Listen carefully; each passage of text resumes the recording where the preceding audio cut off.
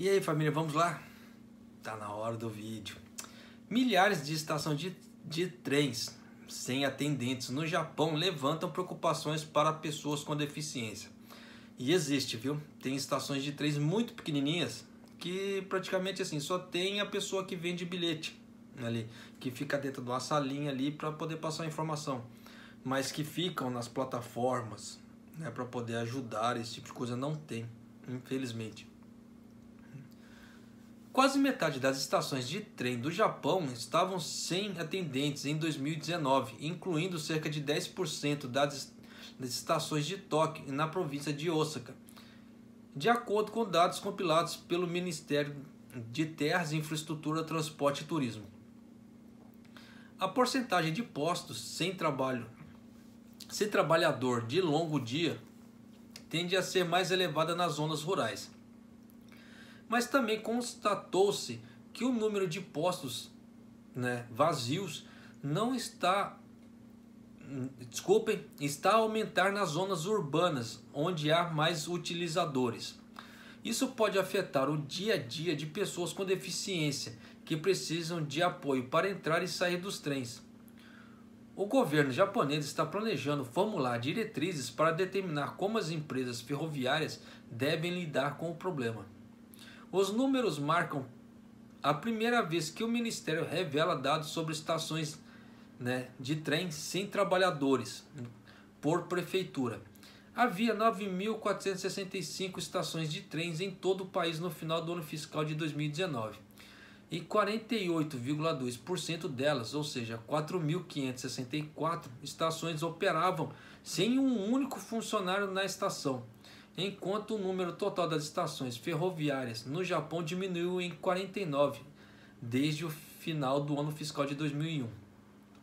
É que tem estações de trem aqui no Japão que só tem a maquininha, tá? Só tem a maquininha lá para vender bilhete. Aí caso você precisa falar com alguém, você tem que pegar um dito de um telefone e chamar. A mesma coisa assim, dependendo do ponto de ônibus também. Tem lugares que vendem bilhetes para ônibus e que às vezes não tem atendente também. Mas sabe como é que é, né? O número de estações vazias cresceu em 444, aumentando a porcentagem dessas estações do país em 5 pontos em 18 anos.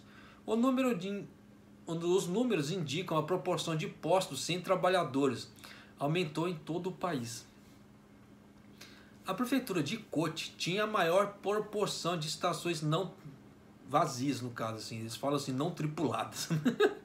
93,5% com 159 das suas 170 estações sem funcionários. Foi a única prefeitura do Japão com mais de 90%. A porcentagem de estações sem trabalhadores é bastante baixa nas regiões de Kanto e Kansai, no leste e oeste do Japão, respectivamente. Ainda assim, 9,9% das estações em Tóquio, que é a prefeitura mais populosa do Japão, e 16% das prefeituras de Kanagawa e Osaka, que são respectivamente a segunda e a terceira maior populosas, estavam sem trabalhadores. Todas as 19 estações nas prefeituras mais ao sul de Okinawa, onde funcionavam apenas monotrilhos, tinham trabalhadores. Olha a diferença. A redução nas estações tripuladas decorre da piora no desempenho dos negócios entre as empresas ferroviárias, uma vez que o número de usuários de trens cai junto com o declínio da população japonesa. Estações em áreas rurais que estão vendo quedas significativas da população estão particularmente sob pressão para simplificar suas operações. O painel do governo, no caso da dieta, preconiza o estabelecimento de diretrizes para empresas ferroviárias sobre o assunto. A Câmara de Vereadores forneceu exemplos de estipulações a serem incluídas nas diretrizes em uma resolução complementar, quando a Lei Revisada de Acessibilidade ao Transporte foi promulgada em maio.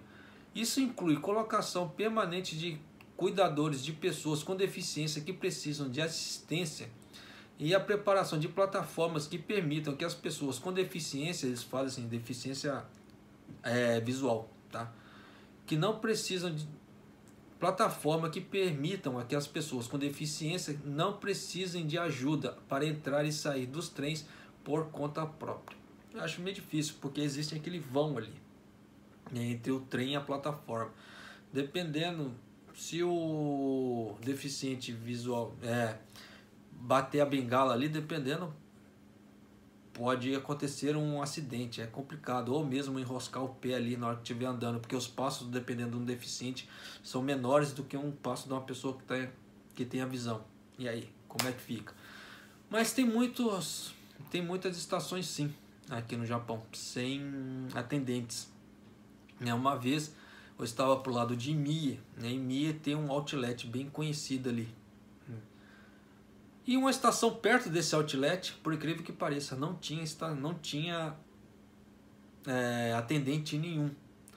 Eu passei, né, tive que descer lá porque eu peguei o trem errado. Pensa na miséria, isso 8 horas da noite. Pensa no medo de ficar sem trem e voltar para casa, porque era uma estação pequena, não passava trem só de hora em hora. Eu tinha pego o trem errado, eu tive que descer lá, né, e ficar 1 hora esperando. E não tinha para quem perguntar, porque não tinha tripulante. Então, graças a Deus, como a gente consegue ler um pouquinho, então a gente consegue se virar um pouquinho. Mas não tinha ninguém na estação para poder perguntar algo. Então, se a pessoa não consegue ler nada, é complicado. Ela não vai conseguir se movimentar. Porque tem muitas estações, principalmente as estações muito pequenas, quase não existe indicações em Romaji. A Romaji, assim, é a letra ocidental ali para ler. Tá tudo escrito em Nihongo, tá tudo escrito em japonês. Então tem kanji no meio, hiragana, katakana, etc. Então se a pessoa não lê, ela não vai conseguir. É a mesma coisa a numeração. Tem muitas estações pequenas que os números são números em japonês, né? Não é esse número tradicional 1, 2, assim, que a gente lê, né? Tá escrito em japonês. E aí, dependendo, e aí que você vai fazer, né? É meio complicadinho. Então tem hora que realmente precisa tomar um certo cuidado, tem que estudar, né? Porque é preciso. Ainda mais se cai numa estação dessa pequena. Eu espero que as companhias ferroviárias troquem esse tipo de informação, porque para nós estrangeiros, às vezes é complicado, tá? Principalmente se não tem atendente nenhum ali dentro, né? Até para você comprar o Kipo.